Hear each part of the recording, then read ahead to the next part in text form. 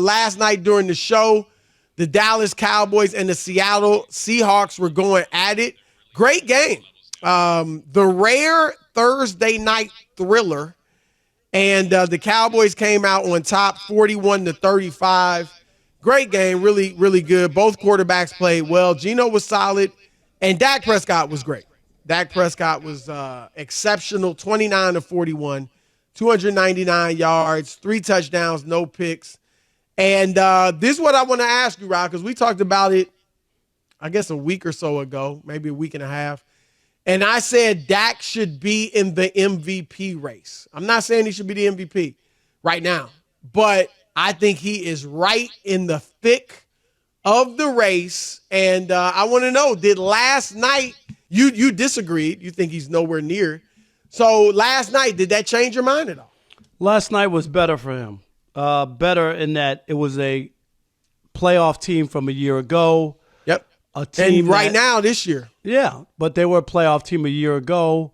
This is better than the stuff that he had been doing against the other teams. So, sure, it was a big game. So, his conversation, his name is definitely in that conversation coming off of last night. But it's very the MVP, when you have had some clunkers and have beaten some patsies, is fragile because he's one bad game or 3 interceptions away from people going, no, he's not the MVP. Like, it's not like he's rock solid in the MVP conversation. That's how fluid it is. You love Micah Parsons after the first 2 games. Well, yeah. I'm just my point is you like Micah Parsons. Week 2 is different from week 13. But Chris, but you liked him after those 2. You also like Christian McCaffrey after. And I like Brock Purdy, and I liked a lot of guys at early points. No, of the I know, season. and my point is every time they have a bad game or 2, they fall out. And I believe that Dak can fall out from this conversation with a bad performance. Is he in it now, Chris, after last night? Yes. All I'm saying is it ain't like he's wedged in and no matter what happens from here on out, he's in that conversation. That's all. Here, look, I agree with some of what you said. Where I disagree is the difference in week 2, week 5, whatever, early in the season. Of course, a clunker can take you completely out of it because we only got 4 games. We only got 3 games, so, but now you've had 2/3 of the season played. And so, sure, a horrible game will drop him a bit, but it's not like he's the only one who could have or has had bad games. This is a unique year in that no one is running away with it. And I think he's had 1 horrific game, which was San Francisco. 3 interceptions, 1 TD, 153 yards. And then Arizona was a bad game too. 250, 1 TD, 1 interception. And those stats don't sound horrible, but they lost to a 2-win team. So it was a bad game. But we could look at just about every candidate and point to some clunkers like that. We talked about Jalen earlier, who I think right now is the front runner. We talked about him earlier in the season. His first 6 games, it was 7 TDs, 7 interceptions. And now he's surged since then. Patrick Mahomes has not been the Mahomes that we've come to know and love. Brock Purdy, is on the periphery of it. Tua has, talk about some clunkers. Tua's had several just mediocre games. And so I do think Dak is there. It's weird because when I'm on First Things First, Nick Reich and Greg Jennings are saying Dak is the MVP right now. And I'm arguing against them. No, he's not. He's in the race. He's firmly in the mix, but he is not the MVP.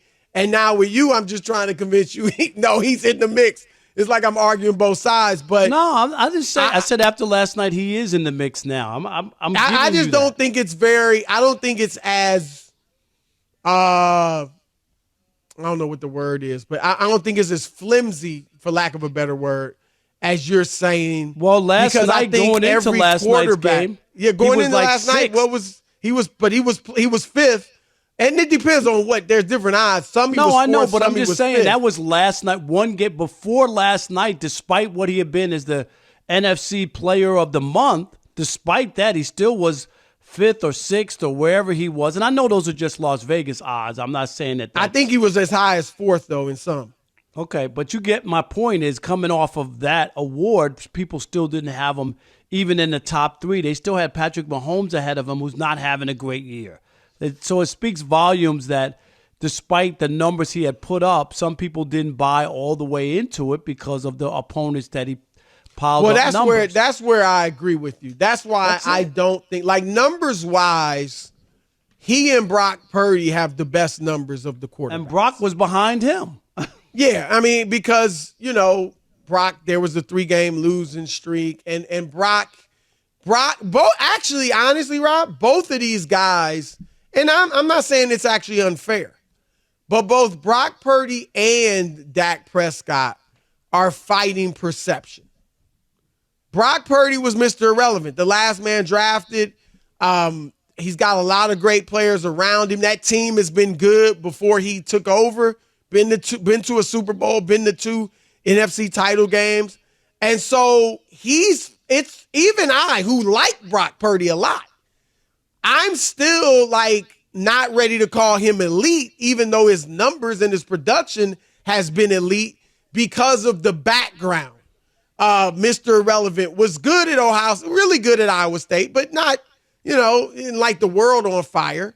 And so I want to see more. So I think that's one thing that's working against him is people thinking, wow, can he really be the MVP, Mr. Irrelevant? And I think for Dak, for slightly different reasons, same thing. Because he was, Rob, we've watched him for 7 years be good, but not close to MVP caliber. We've seen him put up numbers, but lose or have a middling record. We've seen him go 2-4 in the playoffs. So we haven't thought of Dak Prescott as an MVP candidate, like one of the perennial ones. And so I think he's got to give a little extra because that's the perception of him. But where I agree with you strongly is that he's got to do it against better competition. And the good thing is he's got the chance because their schedule last night was the start of a run that is going to, they're going to play the best team, some of the best teams in the league. So it's Philadelphia. Up to him. Yep. So if he continues to play this well, then he's got a great shot. He got the Eagles, the Bills, and the Dolphins, and the Lions, Rob. I mean, he don't have to win every game, but he has to play well. And if they win, say 3 of those, which I know is a big ask. It's a tall order, but still, I get it. But if they win 2, depending on, what other quarterbacks do, and he plays really well in all the games, he's got a shot. So I think he's having his best year, Rob. Would you agree with that? I guess numbers-wise, I guess before, what was this? It's not even numbers-wise his best, but because, a lot of those years where he had great numbers, he was losing. Yeah, I was 8 trying and 8, to think. Yeah, 2-3, he got hurt that year, but that was I think it's his best year. 2020 year? Yeah, I think. Here's why I'd say it's his best, because he is the engine.